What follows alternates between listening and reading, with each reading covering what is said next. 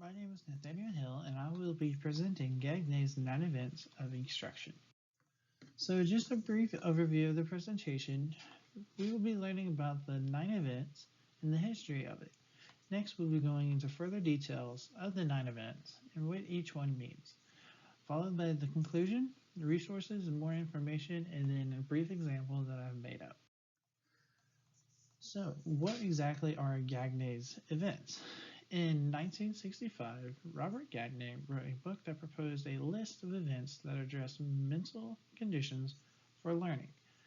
The events in Gagne's list will help provide the learner and instructor with simple steps that can be adapted to cater to different needs.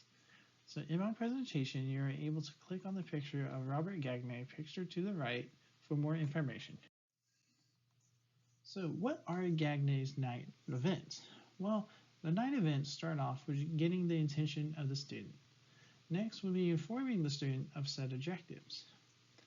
Then, stimulating recall of prior knowledge, presenting the content, providing guidance, illustrating performance, providing feedback, then assessing performance, and then enhancing retention and transfer to other subjects.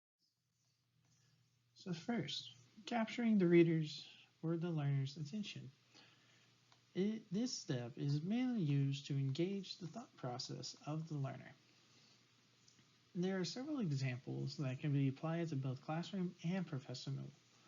So in the classroom, one of the first things that majority of classrooms do is a bell ringer. So this bell ringer can simply be a thought-provoking question or a summary of the previous class.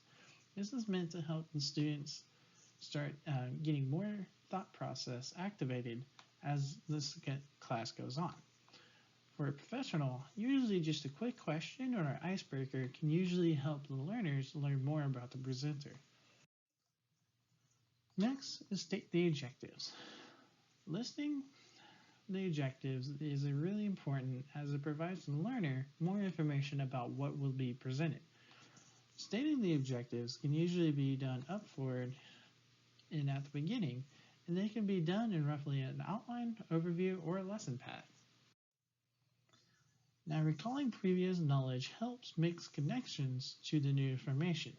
By using the instructor can help the learners understand more about the new information more by helping them recall previous knowledge. So an example could be a science student can be learning about a subject that relates more to a math class that they had before. Next, present the content. This is presenting the information to the learner. This presentation can be used in just about any form, from PowerPoint, Prezis, video recordings, paper handouts, posters, information boards, books, letters, etc. This is one of the most important tips as the learner can start learning more basic information. Next is providing guidance. This is usually done after the presentation, and it usually helps the learner connect problems. But most of the time, these guidance are done in the forms of work-togethers. In an educational standpoint, this is usually workout problems that the students and teachers do at the same time. So illustrate performance. By illustrating performance, this will allow the learner to use the new information that they have gained on their own to answer several different problems. So several problems can include multiple choice questions, short and long answer questions, true term matching, true and false, and several other different methods. Next is providing feedback. By providing feedback, this is usually the opportunity for the learner to receive information that they need to improve on. Most of the time, this is done as an evaluation or a self-peer evaluation, which the presenter will give the learner back.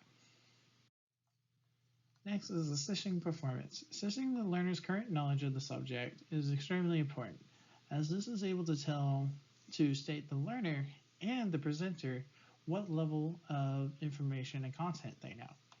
This is usually done in an educational standpoint by giving graded papers back, going over turned-in homework, providing suggestions for writing assignments, and many other different forms. Next and last is enhanced retention and transfer. This is the most important as they relate the new information that they learn to future information that they might learn. So this will also allow the learner to discuss their knowledge with others by helping provide others with information that they learned can help further spread the knowledge and information better. So in conclusion, Gagne's 9 events is simple to use and is widely used to fit any need. Overall, Gagne's 9 events have become a standard in both educational and professional business. It has provided a great starting framework to help determine how to present the information, and then the model can easily be changed to help the learner at will. Here are a few citations that help provide more information. Now, on to the example.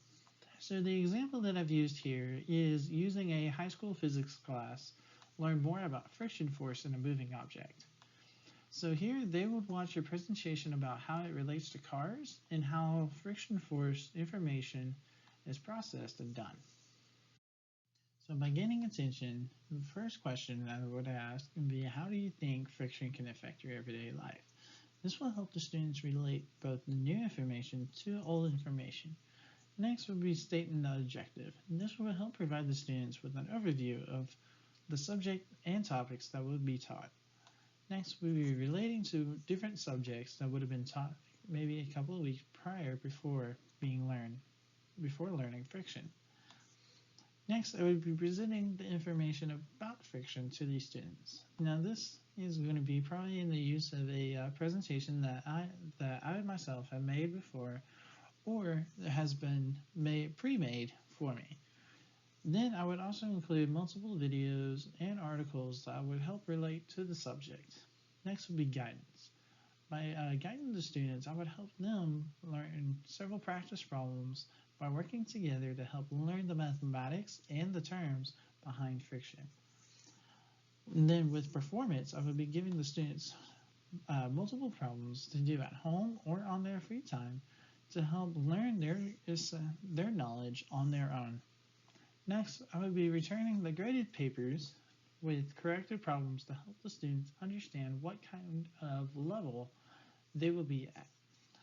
So next and last would be explaining the uses of friction and how it would relate to every day. One of the prime examples would be how friction is played into the design of cars. So with this concludes my presentation over Gagne's 9 events of instruction. I hope you enjoyed. Thank you.